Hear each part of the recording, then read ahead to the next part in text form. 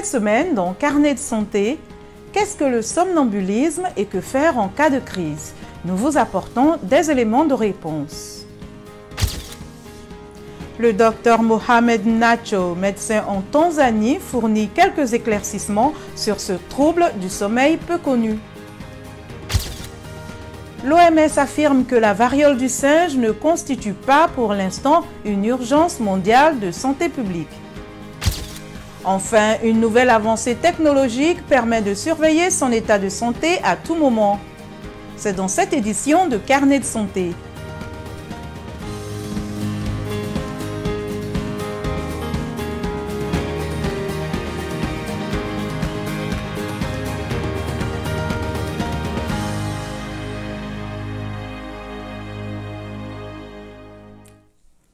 Bonjour à tous, merci de nous rejoindre pour une nouvelle édition de Carnet de santé. Imaginez un instant que vous quittez votre lit, vous marchez jusqu'à la cuisine et vous vous servez à boire. Mais vous n'êtes pas réveillé. Vous êtes peut-être somnambule. Le somnambulisme est un état entre l'éveil et le sommeil, durant lequel une personne exerce des mouvements et accomplit des actes sans en avoir conscience. Selon l'Académie américaine de médecine du sommeil, le cerveau est partiellement éveillé lors d'un épisode de somnambulisme. Le somnambulisme touche principalement les enfants, mais de nombreux adultes en sont atteints. Des accidents peuvent en résulter et causer des blessures graves. Les causes du somnambulisme ne sont pas encore précises, selon les spécialistes. Toutefois, la revue internationale Sleep, dédiée au sommeil, estime que 59% des cas de somnambulisme chez les adultes sont couplés à d'autres symptômes comme la dépression, la migraine ou encore le manque de sommeil. Partons tout de suite en Éthiopie où certaines personnes qui souffrent de ce trouble du sommeil recherchent des solutions. C'est un récit de Dili Diko. Le somnambulisme décrit l'état d'une personne qui effectue des activités comme marcher, se déplacer pendant qu'elle dort. Abtamon Kulashu est un étudiant de 23 ans à l'université Hawassa en Éthiopie. Il dit qu'il était somnambule. Quand ma famille me racontait ce que je faisais pendant mon sommeil, on rigolait.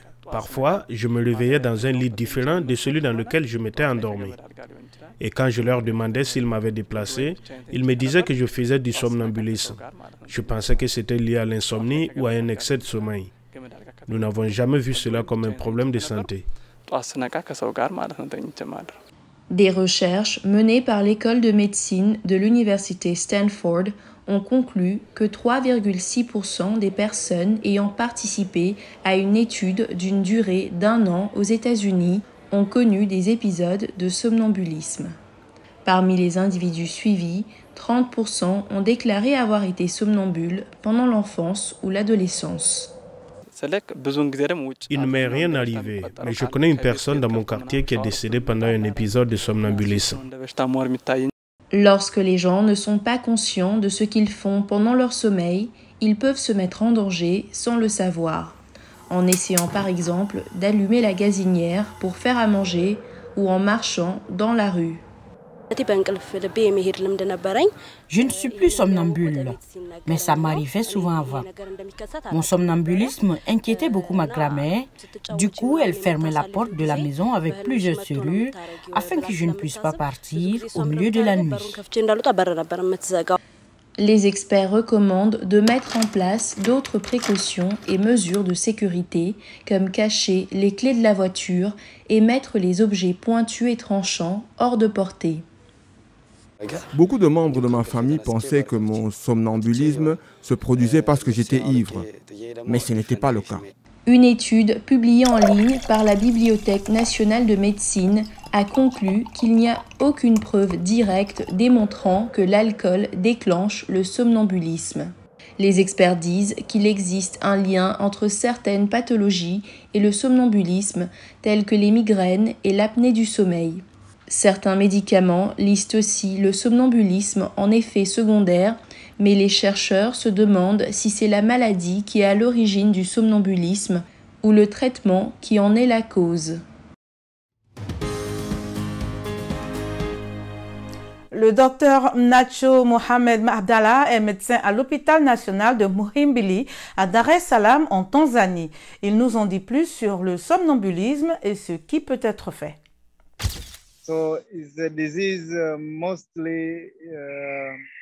Le somnambulisme est observé chez les enfants plus fréquemment que chez les adultes.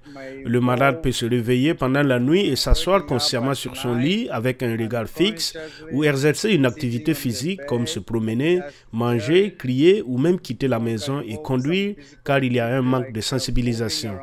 J'ai même vu des patients qui se levaient, se promenaient et urinaient dans des endroits indésirables. Chez les adultes, il est associé à certaines maladies neurologiques sous-jacentes comme l'apnée obstructive du sommeil, parce qu'il interrompt le rythme normal du sommeil, ce qui peut provoquer une lésion cérébrale traumatique ou tout autre type de fièvre. Chez les enfants, il n'est pas vraiment associé à la maladie neurologique sous-jacente. Il y a 4 phases de sommeil. Le cycle dure de 90 minutes à 2 heures et ce cycle se répète tout au long de la nuit.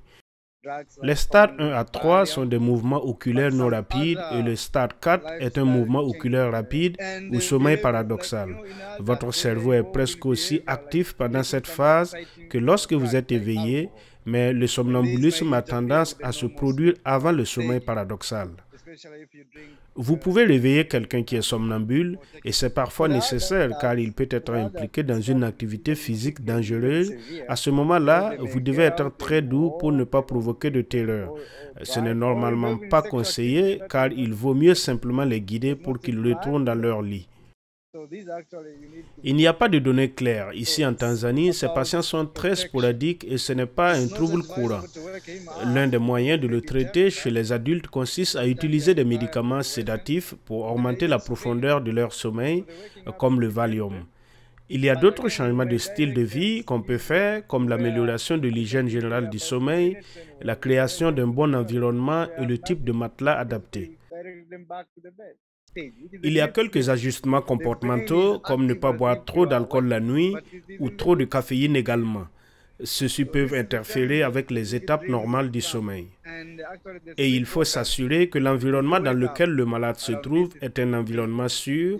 Il n'y a pas d'instrument avec lequel il pourrait se blesser. Les portes et les fenêtres sont verrouillées et dans certains cas, avec des enfants, il ne devrait peut-être pas dormir seul. Mais vraiment, surtout pour les adultes, vous devez traiter les problèmes sous-jacents comme l'apnée du sommeil ou les traumatismes. Et une fois que vous faites cela, vous constaterez que la fréquence du somnambulisme va diminuer. La position assise permet de se reposer ou d'être confortable pour travailler ou faire d'autres activités. Mais saviez-vous que rester assis trop longtemps peut être mauvais pour votre santé?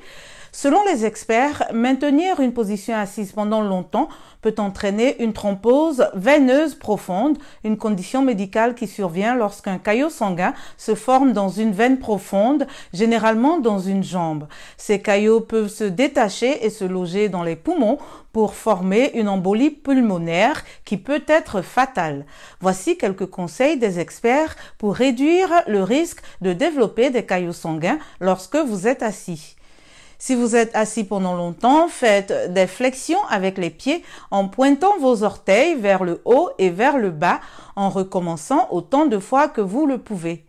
Si vous voyagez sur de longues distances, que ce soit en voiture, en avion ou d'autres moyens de transport, faites de petites marches toutes les 60 à 90 minutes. Cela stimulera les muscles de vos jambes et fera circuler votre sang.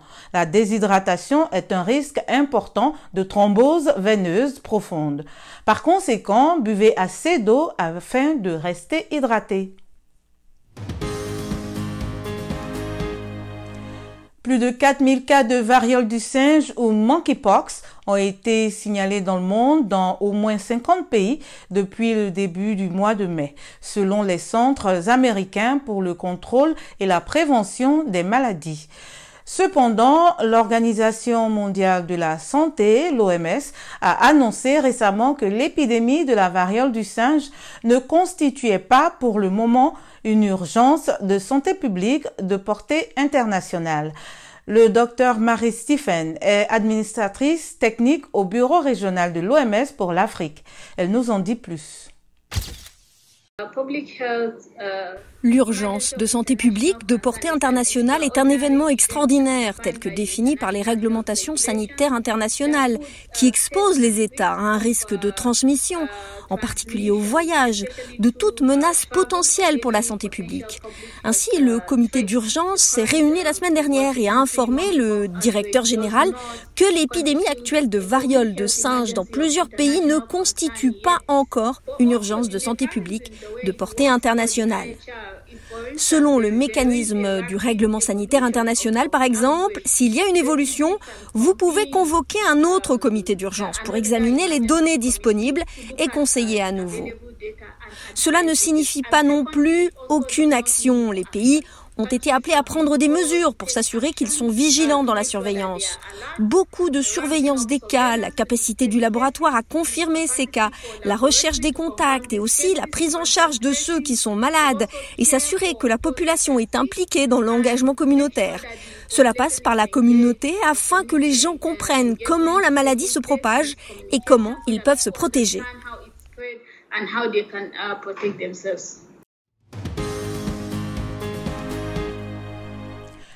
De plus en plus de personnes se tournent vers la technologie portable pour les aider à gérer leur état de santé et améliorer leur vie. Reportage de Julie Tabot de la VOA, la narration est de Jean-Roger Billon.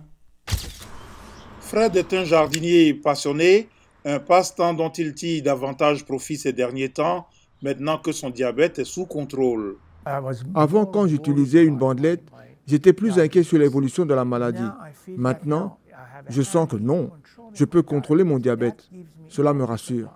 C'est grâce en partie à un appareil qu'il porte sur lui et qui suit et enregistre en permanence son taux de glycémie pour que lui et son médecin puissent être mieux informés. Ces données l'ont aidé à modifier son mode de vie, ce qui a permis d'améliorer sa glycémie. Cet appareil m'a aidé à gérer mon alimentation quotidienne et je peux atteindre l'objectif que je m'étais fixé.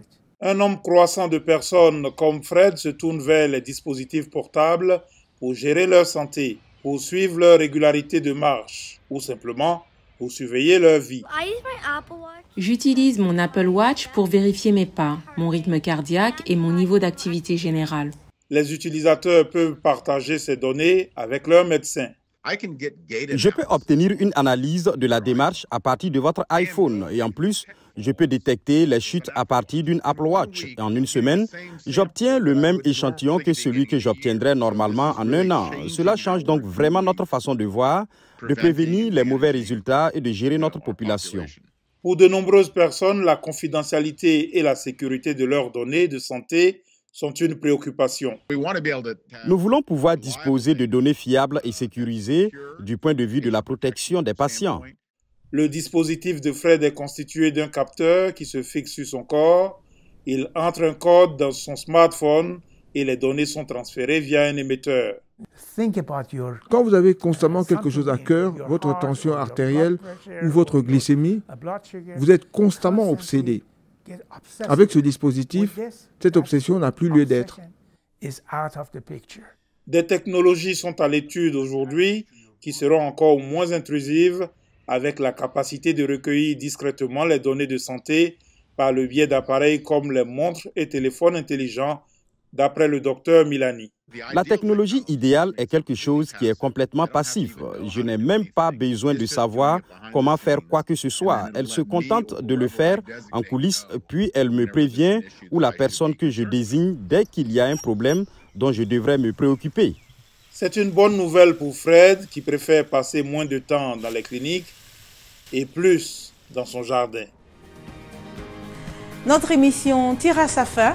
Pour plus d'informations, rendez-vous sur notre site web voaafrique.com.